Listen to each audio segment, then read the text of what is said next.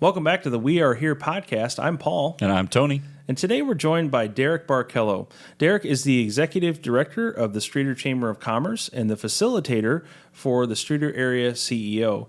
He's brand new in those positions, and we are so excited for him. Derek is a longtime journalist and a storyteller. Loves to hear really the stories that people have to tell and share those with the community as well. And we're excited for his vision as well for the future of the Streator Chamber and the CEO program as well. Yeah, I love what he brings to the table through his journalistic background, knowing the city fairly well. I like the ideas that we talked about with him about the future of Streator and where it can go. But we'll let you guys hear that. Enjoy this podcast.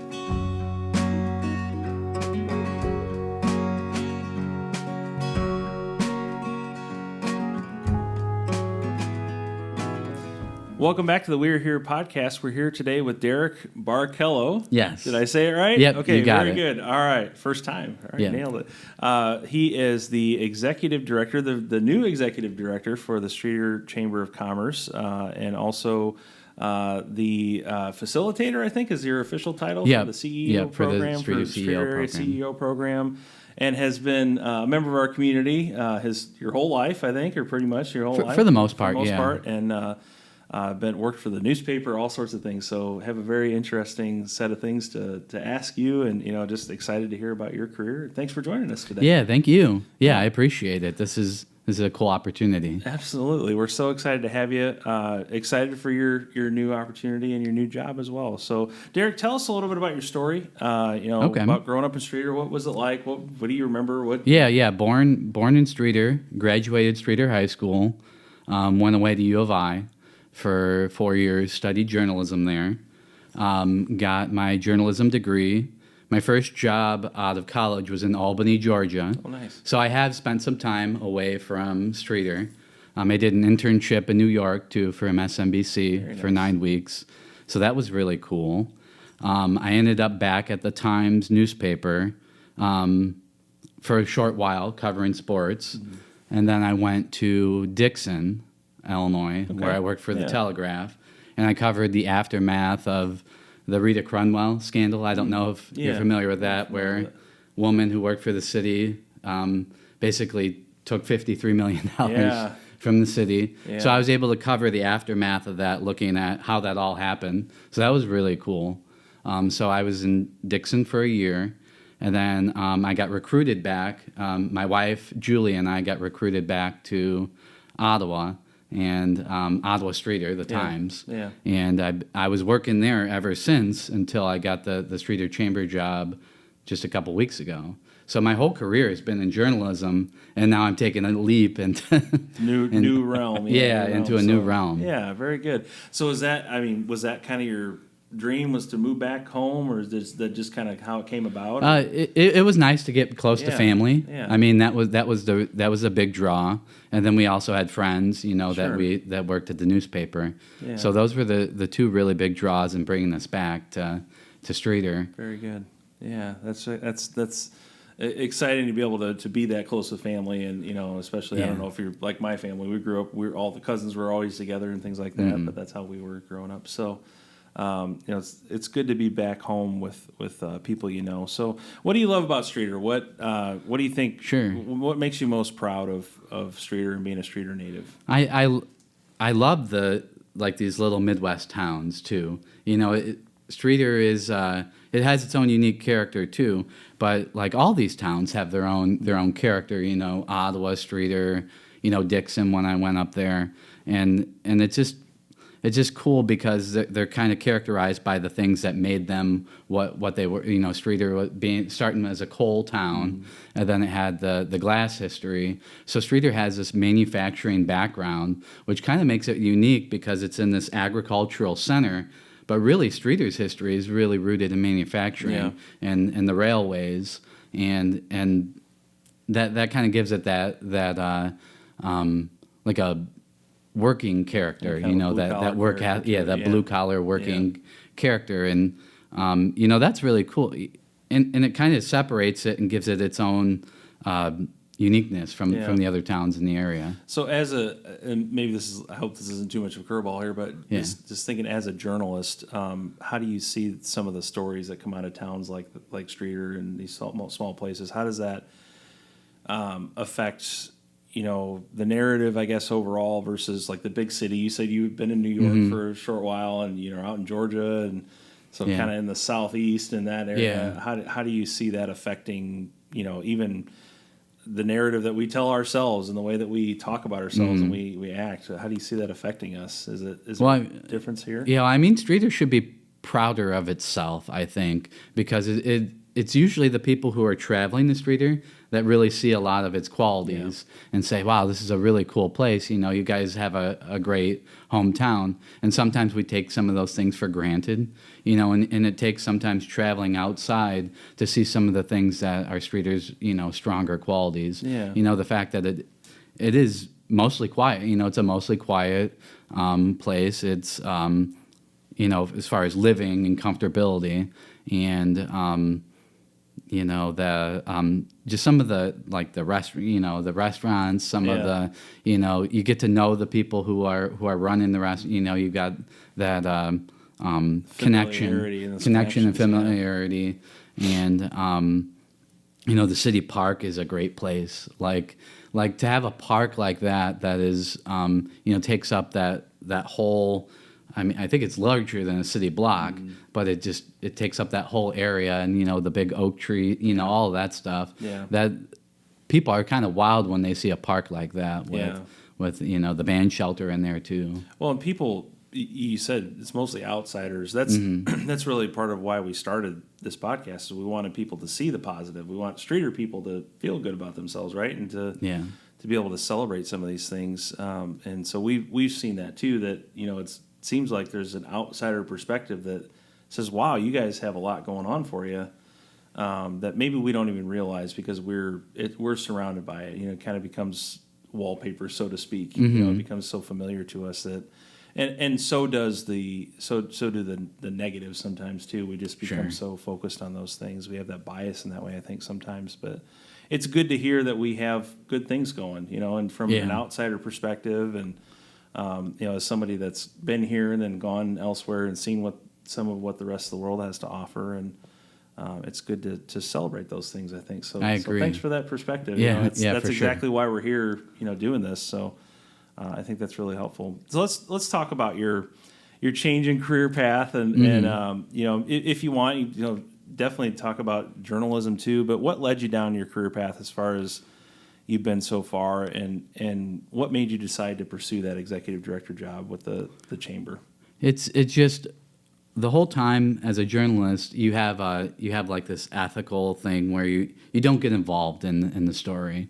You're supposed to keep an objectivity, and after covering I cover a lot of city council meetings, a lot of different meetings, and you're sitting there and you do your role by telling everybody, what's going on, but you really can't get involved. You can't get your hands dirty, so to speak. And this is my opportunity to get my hands dirty. That's fascinating. This is my opportunity to really jump in and make an impact in the way that's like very direct. Yeah. Because when you're writing about it, that's playing a role in itself. Sure. And that's a big role. Yeah, people need to be informed. But it's different, it's different actually being a part of it, actually, starting an initiative and seeing it through. So I'm excited about that. Yeah. That's really, what led me to make this jump to a different career. So, and, the way I'm hearing you, you see needs, right? You see things that need to be done. Yeah. And kind of felt like, as a journalist, you could sit above those things and inform people about them, but now you can actually do something about them. Yeah, exactly. That's well put. That's fantastic. I love that mindset of, something needs to be done, and I need to do it. If no one else is going to do it, I'm going to do it. I love that. I love that, Derek. That's fantastic. Yeah. And I saw the posting for the CEO job first, and I would go and talk to the students there once a year, and I really love what they're doing. The CEO program, for those that don't know, is some students from Woodland and Streator. They apply or get selected, and they take on the role of starting their own business. Yeah. And they see it through to a trade show at the end. Yeah. And what we do through that class time is we talk to a bunch of different people in the community about all the different phases of what goes into a business. Sure. You know, they'll take factory tours. They'll have people come and speak with them. They'll talk with local bankers, you know, local insurance, you know, all the different aspects. You know, in my role when I was at the newspaper is to talk to them about media, advertising, you know, getting press releases out. They cover all of that. And, you know, it all culminates in a trade show. Yeah. So I love that idea. And when I saw that class, I'm like, oh, that'd be cool. I could, you know, I'd love to lead that. And then that's only like a part-time gig. Yeah. So then I saw that the chamber job was open. That's also a part-time gig. I'm like, well, what if we marry these both, two? yeah. Yeah. And they both work well together. Very good, You know, yeah. because it's both centers around networking with the Yeah. community. You know, the facilitator for the CEO, you know, you got to network with everybody to bring them into the classroom and Sure. talk to the students. And then obviously the chamber, you know, its goal is to build commerce, you know, Yeah. to promote commerce. Absolutely. And what better way than to speak with young students and get them thinking about it and get them Yeah. starting their own thing. And what if one of those blossoms into the next big business in Streator? Yeah, you're building that foundation for a future. So just to clarify, the CEO program and the chamber, the CEO is not a program of the chamber, right? It's its own entity. They're separate. Yeah, Okay, they're two they're separate separate, but they are entities, and yeah. partnering together. Yeah, they're in working this. together. Good. Yeah, that's fantastic. So, what are some of the stories out of the CEO? Let's start with the CEO program because I think it's just a fascinating effort and seems to be effective. I mean, I've seen other areas. You know, I actually have a friend up by Sterling. They have a really healthy CEO program up there, I think, and know some Woodland students, of course, that have been a part Yeah. of the local one, I think, and see things on Facebook and, you know, on social media about it. But tell us some stories. What are some of the things that you've seen, you know, come out of this, and what are you most excited about for it, you know, as far as those students go and what it's doing for them? Yeah, it's just cool is that students get the opportunity to actually see a business through. Yeah. So I know that. So I seen it. So my hands-on experience with CEO is actually as a reporter because I'd go and cover their trade show. So I'd walk around and talk to all the different students about, you know, how's it going? You know, how did the business and some of them, you know, said, I'm going to keep going with my business. And I know one of the students, I don't recall his name just because, but I remember him saying, you know, that he was going to continue on with a taco making business with his family. And that was cool to me, you know, that the experience, you know, probably gave him some knowledge to help him, you know, continue through that. And then, you know, also, you know, gave him, hey, I still want to keep going with this. Very you know, good. this is something that I like to do. And I'd love to get back in contact with him and, you know, bring him back to the program and have him share, you know, a couple years later, what's he seen, you know, does he still like it? You know, if he's had any challenges, you know, share those as well. Yeah, and how he's overcome them, and Yeah. maybe share that next generation with them.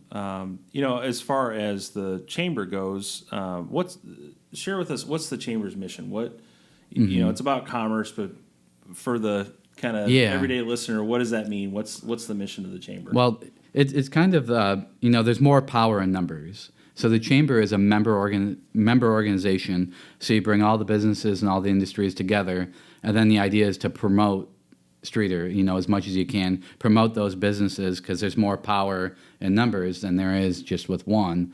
So you're trying to, and that's very helpful to some of the smaller businesses as well. You know, some of the businesses that are starting up because we can, you know, we have more resources to help them with that promotional arm. You know, because of the numbers, you know, we might be able to buy advertisement that they're not able to do. We may be able to organize an event, you know, that brings everybody together, like a downtown shopping event, or and you know, handle that coordination for them. Whereas, you know, if you're running a business, I mean, you're hyper focused on that business. Your product, getting your product ordered, working with your customers.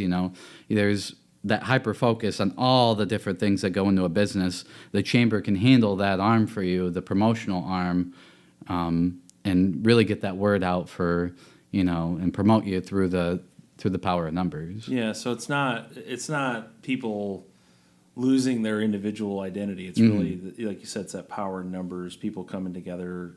We're stronger together than we are apart. We've said that many times on this podcast, of course. And, I think that's the definition of community. I mean, it is people working together for a common goal, right?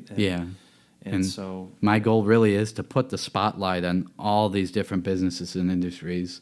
That's something that I see that I can do. Coming from that journalism background, is I'm a storyteller. Yeah. So I could tell the stories of all these different businesses, just thinking it through, just even if it's short snippets of advertisement, Facebook posts, how am I telling their story so that people know about it? I love that. Yeah, I love that. That idea is people do connect with story. They very much connect with story and want to hear those stories of success and, kind of hear how people have come out from just the beginning all the way to exactly the success that they've had today. It's one thing to walk into a shop or a restaurant or something like that, and it's like, oh, this looks amazing, but there's so much behind the scenes that has gone on for months and years and decades even before that got to that point. Yeah, and people often don't think about those things. If we could bring that connection, make people connected to each of ththese businesses, because a lot of these businesses, there's a lot of sweat and tears brought into them. There's a lot of character in them. And if the people of Streator or even outsiders can make that connection of, that really, adds power to go into that business, because you want, you get that that connectivity that really, attracts you or makes that business feel unique. Yeah. And I have to believe that you would agree with this statement, that commerce, those businesses, that affects the whole city. Mm-hmm. How would you For sure. How would you say it does? If someone were to ask that question, well, why does this matter for the rest of us? Why is this commerce so important? What would your answer to them be? Well, yeah, I mean, it's really broad, because there's a lot of different ways. First of all, you need a healthy business. You need healthy businesses for jobs. Mm-hmm. You need healthy businesses for sales tax revenue for your town.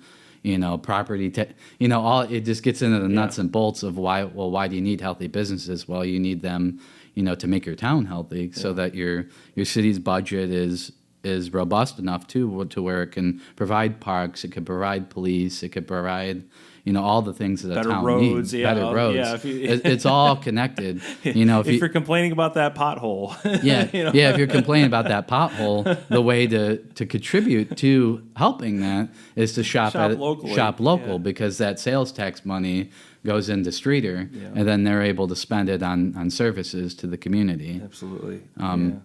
Yeah, but it even goes farther than that too, though, just to have pride in, not having to drive, to Ottawa for something.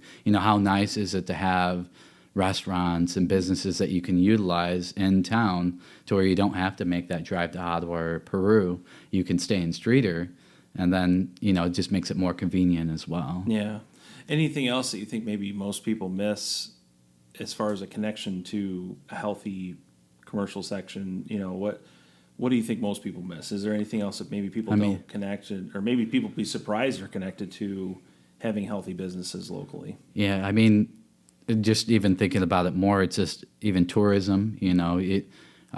There are people that visit through Streator. People might even just be passing through. They might be here for a specific reason, to visit a relative or a business trip. And if you're able to provide appealing looking downtown, or then maybe somebody's like, well, this town looks nice. Maybe I'll stop for a cup of coffee, and then I'm going to take a walk around here because I kind of like how this feels. And then they discover things, and then they wind up spending their money there, and then they're sharing it with the next person. Hey, I took a trip to Streator. It was a nice place. Go check it. It can snowball too. So the positives do have a way of snowballing if you're able to to create an environment where that's able to happen. Yeah. So give us some examples. Where do you see us thriving and seeing that happen? People coming into town, tourists, even local businesses that are thriving. Of course, I know you got a lot of people and the members in the chamber that you're representing. So don't want you to feel like you're pressured to Sure. call anyone out. But where do you see us thriving best? Where do you see that future growth? How are you guys working to encourage that as well? But where are we thriving now, and then where do you see us growing in the future? Yeah, and there's a couple different ways to look at it. I'll start with one that we haven't really talked about just yet, is manufacturing, because Vactor is really thriving. Yeah. I mean, we just saw the 2 students that at Streator High School. I don't know if you saw that, but they do a signing day at Vactor, where Streator High School students who have went through their work program and have taken the welding classes, they offer them jobs right out of high school. And these are great paying jobs, they're career jobs, and it's right out of high school from that program. So that's absolutely awesome. And Vactor is thriving. Yeah. They're producing lots of products. They have, I think it's Streator's leading employer. And there's a lot of welding-based jobs there, which the high school program has a great welding program. So, I mean, you could see that the collaboration's already started there to really, the fact that collaboration exists shows that there's a strong positive there, that we're providing for the jobs that are here to make them strong. Like Teleweld, Transco, trying to think of some of the others, Sturtle ALM, Cora's Welding. There's a lot of those manufacturing jobs that are centered around welding, and Alloy Specialties, that's another one, and they do their own program too. So it's just really cool to see that there's a skill that we nurture here, and then people go on, and the graduates go to a lot of these places and serve that manufacturing, that manufacturing need, and it's kind of made us a strong workforce to keep those factories here. And again, it goes back to those blue collar roots, of working hard, and there's still good jobs though. They're not jobs that you're gonna regret. That you're actually going to be taken care of, in some of those positions. And I don't think a lot of people think about it, that we've found that niche. And have made it a strength. And I don't know how many people think about like the collaboration that's involved in it to that the high school has to provide. IVCC is another resource that helps provide for that workforce and to make that strong and to keep it here and healthy, because Streator doesn't have the interstate, that a lot of communities have. We don't have a navigable river that is a commerce river. So we have to work, beyond that. Yeah. Well, that's something that I would say most people probably don't think about, is the collaboration between communities, other communities, LaSalle and Peru and Ottawa and Pontiac. I mean, just the places in the area that, I don't know that it always has to be a competition. Yeah, it doesn't. Definitely not. Yeah. What's good for Ottawa is good for Streator. What's good for Peru is good for Streator. If we think about this in a regional mindset, LaSalle County, Livingston County, this Central Illinois, even just kind of backing out, there are different levels of community, and those matter too. For sure. Collaborations, like you said, between IVCC all the way over in Oglesby. That's an important collaboration as well for the region, And so a lot of times, we can kind of get this us versus them mentality. IVCC is uber important to the whole entire region, and especially Streator. For sure. That's where a lot of the workforce gets trained, and it's also where a lot of opportunities are. Students can go there for affordable amount and get great skills. A lot of the programs will put you into a career spot, or just jumpstart you to continue on with college and continue with education. So let's think kind of toward the future. Where would you like to see the growth happen, or is there a plan for that growth? Is there anything, kind of big picture wise, where we could head in the future? Where would, even if you would just want to talk on a personal level, where would you like to see Streator and the surrounding area head in the future? Yeah, and I mentioned that there's two parts. There's also the commerce, the retail part, and the downtown has made huge leaps from when I was a kid. Yeah. The streetscaping, the downtown looks nice with the brick streetscaping, and there's shops downtown now that we didn't have when I was younger. A lot of the boutiques, the coffee shops. And then the murals, also the wall dogs, and what they've been able to do is awesome. So there's still room for growth in the downtown. There's still room for more shops, for more of the the different, finding those niches and those needs in Streator, and thinking about some of the things where people are traveling outside of the community, and then who can fill those needs. I think that's an area of growth that's always there. Could there be more could there be more certain little things that like a comic book store, I'm just throwing things out. Yeah, An independent bookstore. The kinds of things that it's like, well, could these thrive here? They could, but it's just a matter of finding that right fit and having the environment created to make it help it thrive. And I think being flexible enough to try new things. If one thing doesn't work, have it in your plan. I guess have it in. This is for the individual business owner, but also for the city and the chamber, just the community. If the first thing doesn't work, try something else. Just keep trying new things. I think that's important too. Any other thoughts on the future, or even just where you see us thriving? Either one right now. Yeah, and I don't know that others always think about the tourism aspect of Streator, because you have 3 million visitors to Starved Rock. Oh wow! So it's how can we tap into that all those visitors in Starved Rock and get them down to Streator. The Wall Dogs is excellent, for trying to do that. The Vermilion River, it's a great rafting river, great recreational river. That's Weber House and Gardens.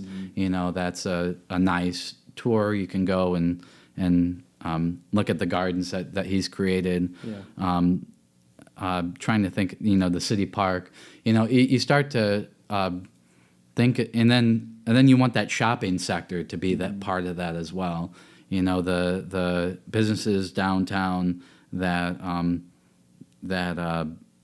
create a unique feel, or the more of those that you can get working together too, it makes it more of a trip. Yeah. If you're going down to shop at one shop, you want it to be an environment where they promote the other shops as well, or that people know from either advertisement or promotion that there's other things to do as well. Yeah.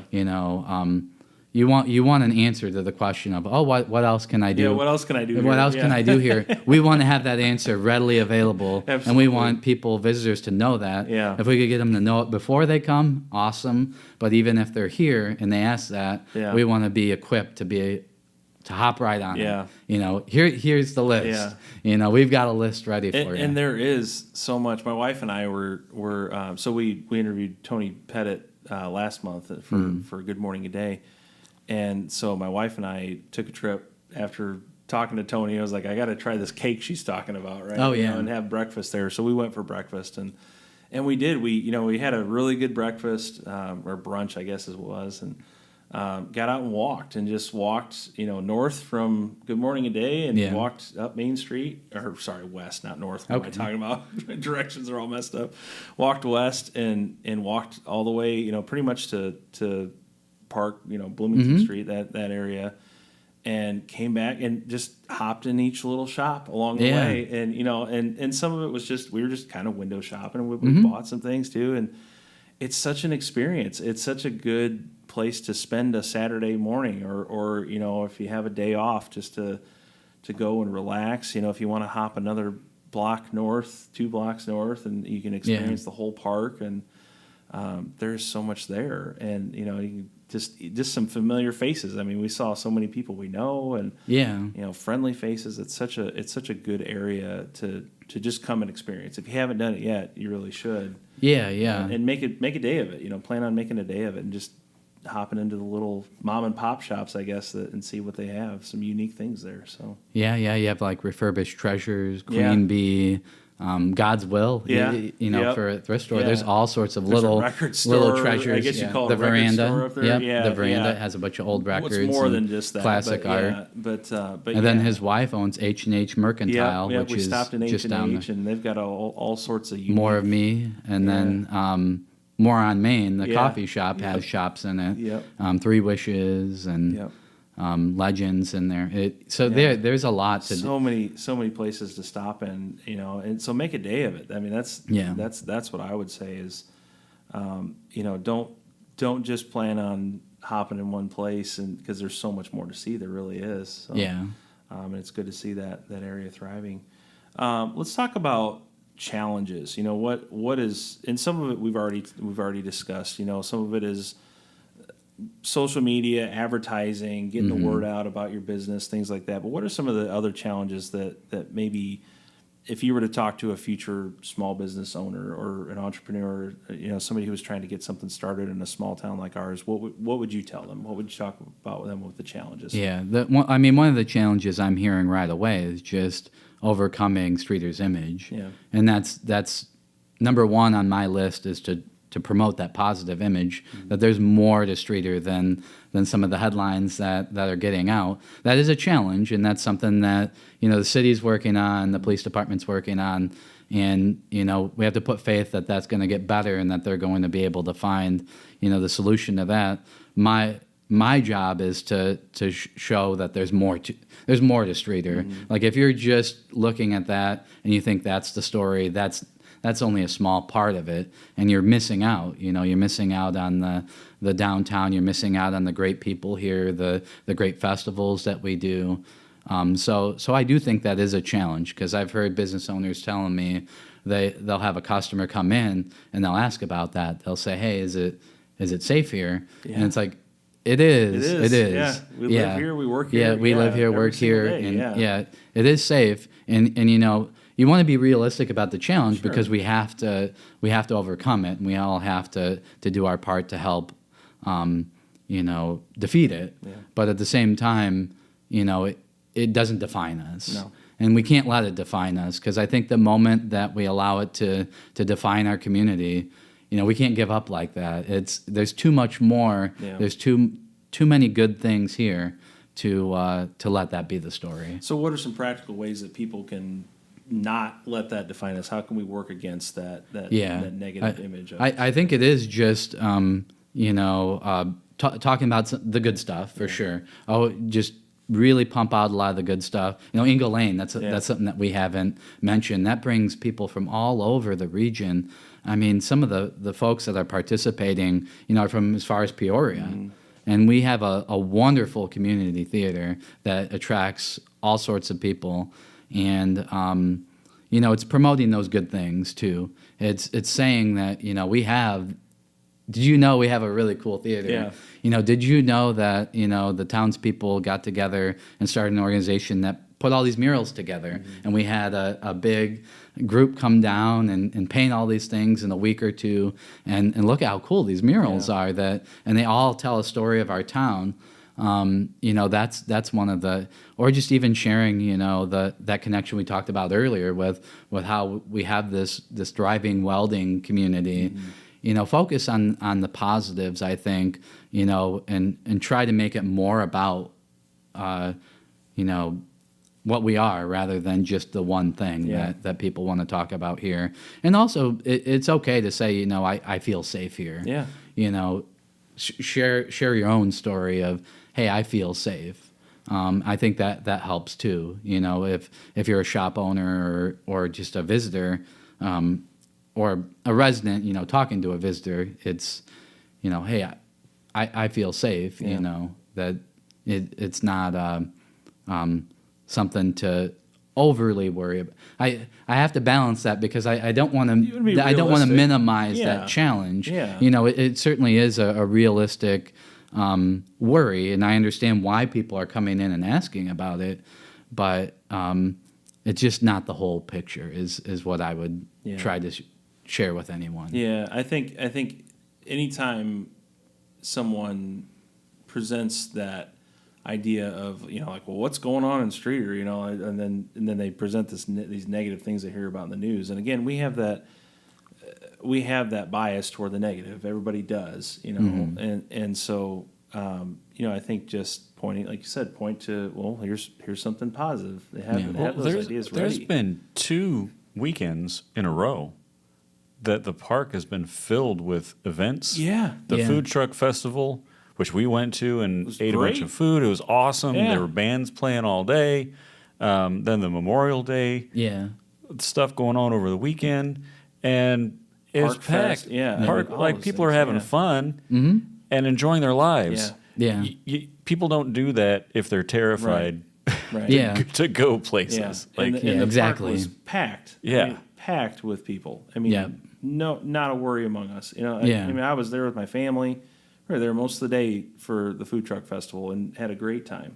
Yeah. Yeah, 1,000 people in the Yeah, park. yeah. and, Right. and visitors from all across the area Right. too. and so So to claim that it's unsafe, I'm there's like, your proof. I don't. Otherwise, Yeah. No, we're fine. yeah. I mean, the Memorial Day celebration, ceremony yesterday. Again, it was just the community coming together. There's no fear there. It's just we're just here to honor people. To Yeah. honor the people in our community that have served and have given their lives for that. And so, yeah, there's something to be said about the community coming together and focusing on the positive instead of letting the negative be the Yeah. negative. Yeah. I think there's something about that. So, you mentioned being, you're all about telling stories. I think that's something that we hopefully all can catch a little bit of. Trying anytime you're tempted to focus on the negative, maybe you just think about, okay, what is something good that I've seen lately? And have those things ready. I guess store them up in your hearts. That's how I would say. Yeah. Yeah, if you can, store them back for Yeah. sure. To have them ready for anybody that, Yeah. because Streeter's also a prideful place. Yeah. I know we don't want to. It always hurts when I hear people talk about Yeah. it in that negative Yeah. sense because there is so much more, and it does hit that. It hurts you right in the, it hurts that pride. Yeah, we always talk about we pull ourselves up by the bootstraps, and that is this community. I mean, we have come together and we've created something out of nothing in the middle of the prairie, and literally dug ourselves up out of the ground. Dave Reed was here, a year and a half ago, I think, Yeah, when I he talked think so. about how those roots go back to, we've literally just built ourselves up out of the ground, Yeah. and that's our story, and so there's something to cherish about that, and to I agree. to share with other people as well. So we've talked a little bit about the future. We've talked a little bit about the CEO program, the chamber.